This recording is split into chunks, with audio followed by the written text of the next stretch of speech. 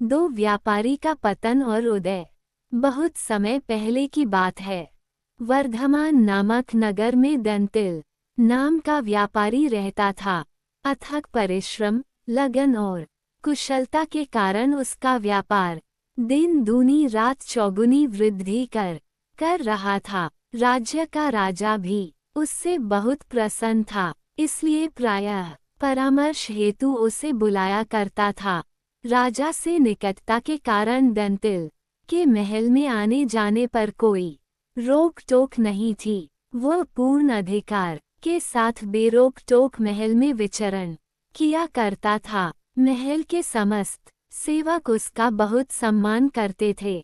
दंतिल की एक सुंदर कन्या था जो विवाह योग्य हो चुकी थी। अच्छा वर देखकर उसने धूमधाम से उसका विवाह संपन्न किया और पूरे नगर वासियों को एक बड़ा भोज दिया।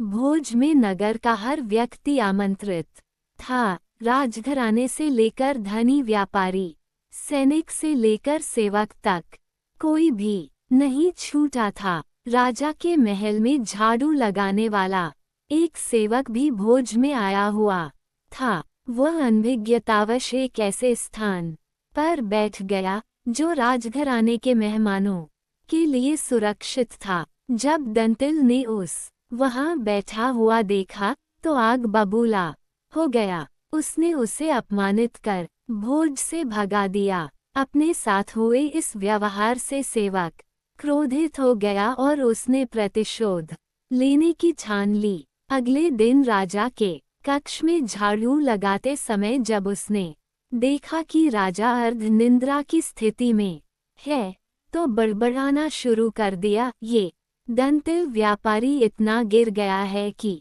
रानी से दुर्व्यवहार करने लगा है। राजा ने जब ये बात सुनी तो तत्काल आंखें खोल दी। उठकर उसने सेवक से पूछा, जो तुम कह रहे हो क्या वो सच है? सेवक कहने लगा, महाराज, मैं कल रात ठीक से सो नहीं पाया, इसलिए नींद में कुछ भी बड़बड़ा रहा हूँ। मुझे क्षमा करें, मुझे क्षमा करें।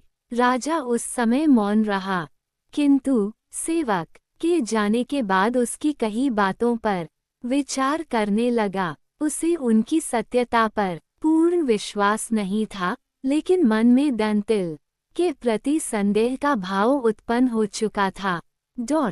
फलस्वरूप उसने उसकी महल में बेरोक टोक आवाजाही पर पाबंदी लगा दी।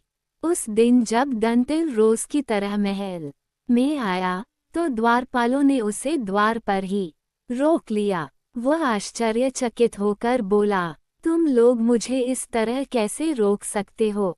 प्रश्नवाचक चिन्ह। क्या मुझे नहीं जानते? द्वारपालों ने उसे राजा के आदेश से अवगत करा दिया। उस समय सेवक वहीं झाड़ू लगा रहा था। वह दंतिल पर व्यंग्य बाण छोड़ते हुए बोला, अरे द्वारपालों, तुम लोग इन्हें नहीं जानते। ये महाराज के खास हैं। इनका इतना रुतबा है कि ये किसी को भी कहीं से भी भगा सकते हैं।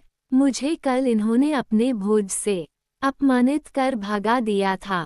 कहीं तुम लोगों को महल से ना भगा दें। सेवक की बात सुनकर दंतिल समझ गया कि हो ना हो, जो उसके साथ हो रहा है उसमें इस सेवक का ही हाथ है। उस समय तो वह वहां से चला गया, किंतु कुछ दिनों बाद उसने सेवक को अपने घर में बुलाया। उसका खूब आदर सत्कार किया, उसे शानदार भोजन करवाया और ढेरों उपहार देकर विदा किया। जाते समय उसने सेवक से क्षमा भी मांगी। मुझे क्षमा करना मित्र, उस दिन मुझे तुमसे वैसा व्यवहार नहीं करना चाहिए था। इतनी अवभगत से सेवक पहले ही प्रसन्न हो चुका था। दंतिल के क्षमा मांगने पर उसका मन द्रवित हो गया। वह बोला, हम दोनों ने एक दूसरे के साथ गलत किया है, किंतु वह अतीत था और हमें अतीत की बातें भूल जानी चाहिए। मैं आपको वचन देता हूँ कि आपको वो सम्मान पुनः प्राप्त होगा जिसके आप सदा से अधिकारी रहे हैं। अगले दिन राजा के कक्ष में झाड़ू लगाते समय उसने जब राजा को पुनः अर्धनिद्रा की स्थिति में देखा तो बड़बड़ाने लगा, ऐसा मूर्ख राजा मैंने आज तक नहीं देखा। कैसा राजा है ये जो गुस्लखाने में खीरे खाता है। जब राजा ने कानों में ये बात पड़ी तो वह क्रोधित होकर उठ बैठा और सेवक से बोला, मूर्ख, तुझमें इतना साहस कि मेरे बारे ऐसी अनर्गल बात बोले। सेवक ने राजा के चरण पकड़ लिए और कहने लगा, महाराज क्षमा कर दें, नींद पूरी न होने पर उनींदी अवस्था में मेरे मुंह से कुछ भी अनाप शनाप निकल जाता है। राजा ने उसे क्षमा कर दिया। सेवक कक्ष से बाहर चला गया। राजा पलंग पर बैठा बैठा ही सोचने लगा कि ये मूर्ख सेवक जब मेरे बारे में कुछ भी अनर्गल बड़बड़ा सकता है तो दंतिल के बारे में भी बड़बड़ा सकता है। मुझे इसकी बातों में आना ही नहीं चाहिए था। व्यर्थ में मैंने दंतिल से महल में आने जाने का अधिकार छीन लिया। राजा ने तत्काल अपने आदेश वापस लिए और दंतिल को पुनः महल में सारे अधिकार प्रदान कर दिए। इस तरह दंतिल को अपनी खोई हुई प्रतिष्ठा पुनः प्राप्त हो गई।